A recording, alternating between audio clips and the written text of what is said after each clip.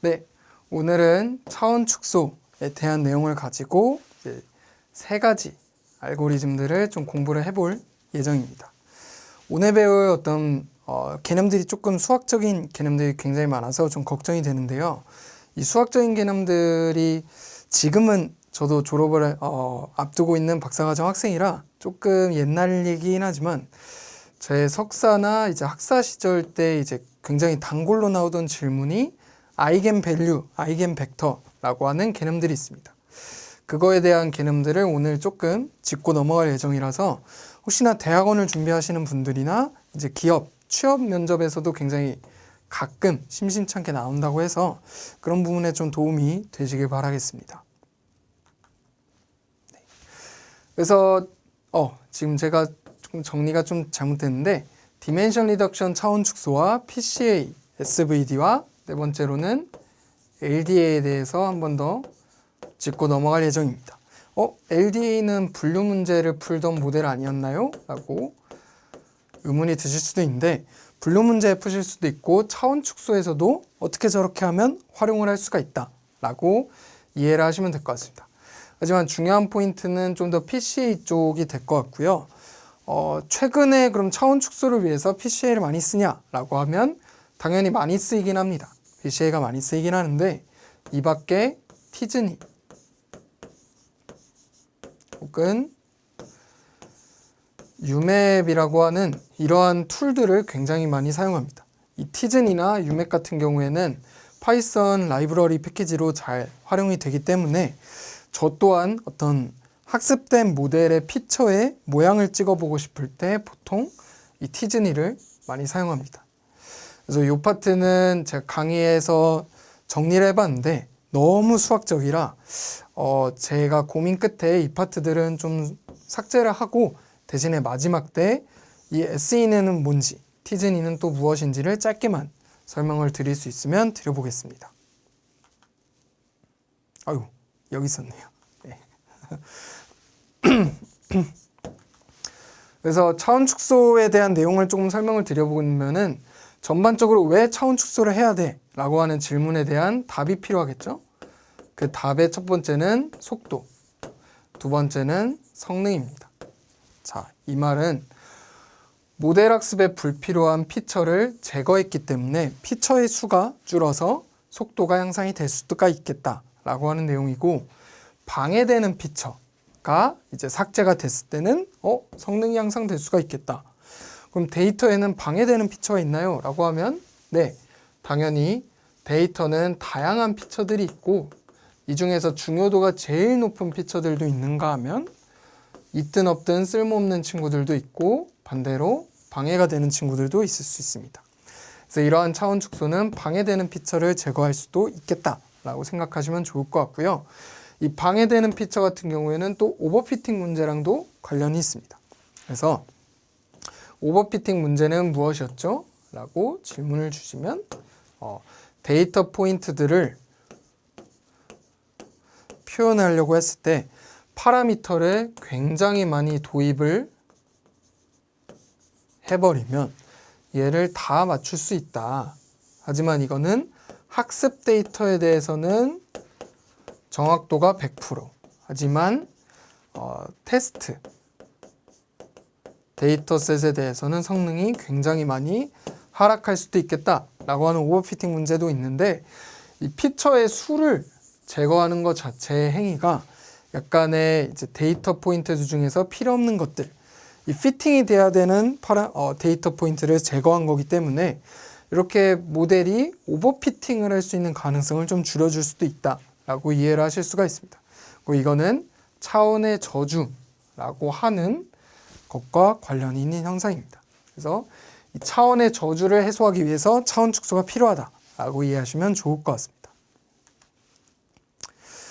그러면 차원의 저주는 무엇이냐라고 하면 차원이 증가하면서 학습 데이터 수가 차원의 수보다 적어지는 현상을 의미합니다. 자, 여기서 5개의 데이터 포인트가 있을 때 얘는 1차원, 얘는 2차, 얘는 3차원이 되겠죠. 여기서는 데이터의 수가 차원 수보다 더 큽니다. 그래서 이 파트를 분류하고 싶었을 때 그냥 하나 띡 그으면 해소가 되는 문제였는데 2차원에서는 조금 더 얘네가 좀 퍼지게 되고 1차원에서 봤던 것보다는 조금 더 어려운 경우가 되겠죠. 여기서는 뭔가 이런 식으로 분류를 해야 될 수도 있을 것 같은데 이제 학습 데이터 수보다 차원의 수가 좀 비슷해지거나 많아지는 이 3차원의 케이스에서는 조금 쉬워 보이진 않죠. 그래서 여기는 차원 내에 총 3차원이 이 정도의 크기고 얘네를 포함하려면 이 정도의 길이가 필요한 데이터셋이었는데 얘네들의 그 위치가 굉장히 스팔스, 즉 희박해집니다. 그래서 지금 트레이닝 데이터셋은 이 5개가 주어져서 뭔가 이렇게 그어놨더니 테스트 셋 때는 여기에 희박해져 있던 애들 말고 좀 다른 애들이 갑자기 추가가 되는 거죠. 이런 식으로. 그러면 이런 상황에서는 저희가 못 봤던 데이터 샘플 분포이기 때문에 조금 성능이 떨어질 수가 있다. 그래서 너무 트레이닝 데이터셋에 오버피팅이 되어져 버려서 문제가 발생할 수도 있겠다라고 하는 게 차원의 저주고, 그래서 이 차원, 이 피처의 수,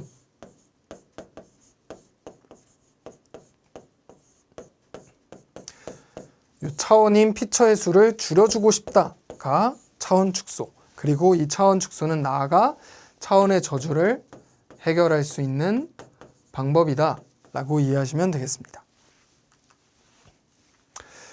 그래서 어쨌든 빈 공간이 많아지며 정보가 없는 공간이 많아진다. 굉장히 스팔스해진다 라고 하는 내용이고요. 이 스팔스함을 해소를 어떻게 할까를 총 2가지로 해소할 수가 있습니다. 아까는 데이터가 5개, 겨우 5개 있었는데 5개를 당연히 데이터를 수집을 굉장히 많이 해서 10,000개 혹은 20,000개 등등의 데이터 포인트를 모아서 약간 모든 분포를 다 볼 수 있는 것이 하나의 방법이 되겠습니다. 2번째로는 차원을 축소시킨다. 차원의 저주를 해소하고 이 친구들을 더 낮은 차원으로 투영시켜서 축소시켜서 문제를 풀면 더 좋다라고 하는 내용이 되겠습니다. 차원 축소 방법으로는 크게 형상 성택과 형상 추출이 있습니다. 이 2가지에 대해서 빠르게 알아보고 좀 더 집중적으로 이 형상 추출에 대해서 알아보도록 하겠습니다.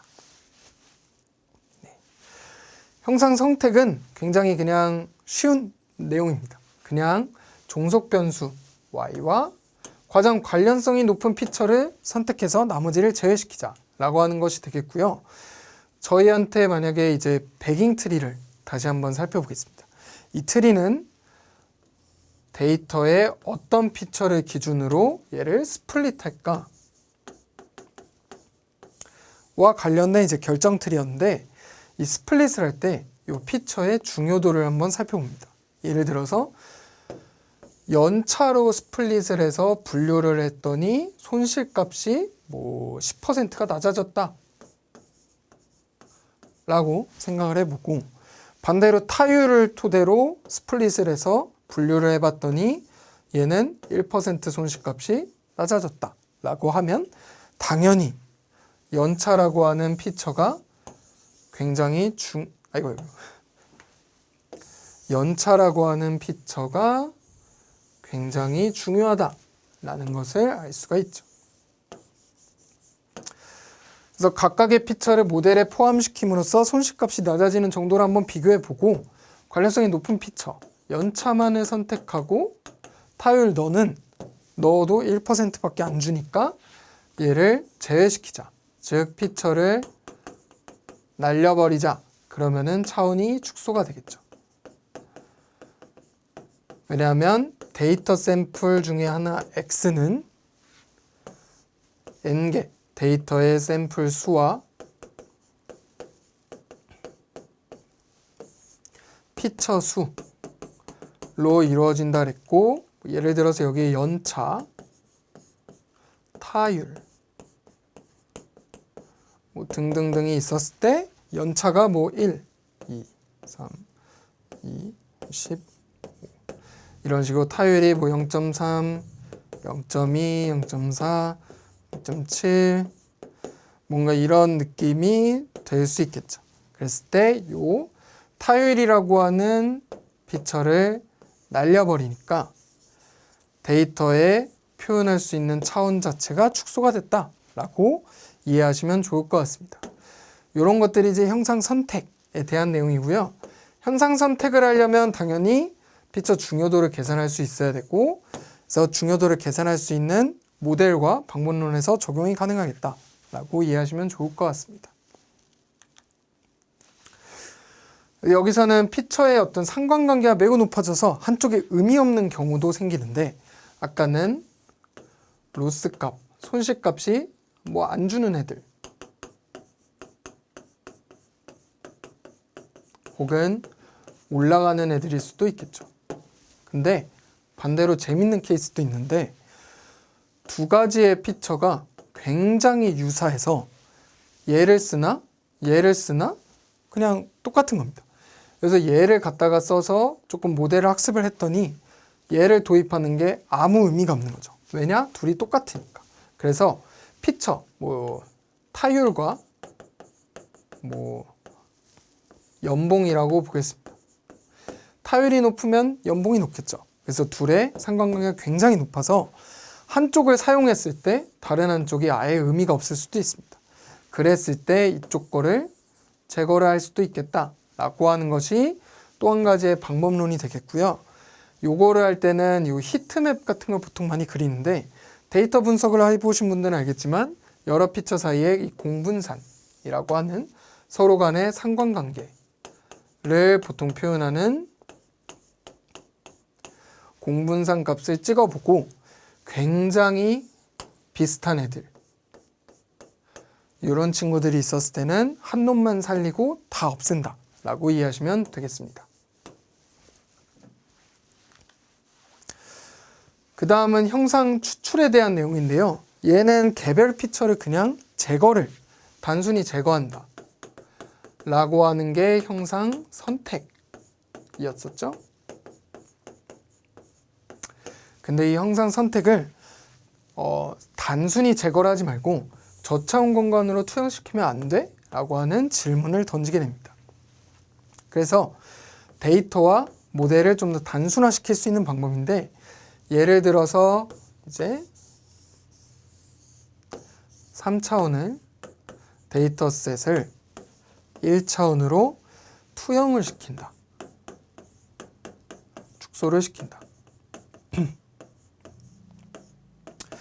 이렇게 축소를 시킬 때 단순히 피처를 제거하는 게 아니라 이 피처의 정보들을 토대로 뭔가 변환을 시켜주겠다라고 하는 내용입니다.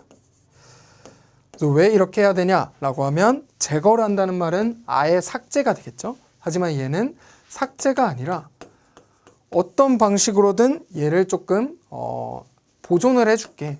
대신에 보존할 때 너네들의 중요도에 따라서 좀 압축 정도가 달라질 것 같아. 예를 들어 연차는 굉장히 중요하기 때문에 연차라는 친구는 정보를 좀 많이 받아서 투영이 되고, 타율 같은 경우에는 중요도가 적기 때문에 굉장히 조금만, 여기서 정보를 조금만 떼서 투영이 되는 겁니다. 그래서 이러한 방식을 형상 추출이라 부르고, 여기에는 다양한 방법론이 있습니다. 그래서 이것들이 많이 쓰이는 방법인데, 오늘은 PCA, SVD, LDA에 대해서만 공부를 해보도록 하겠습니다.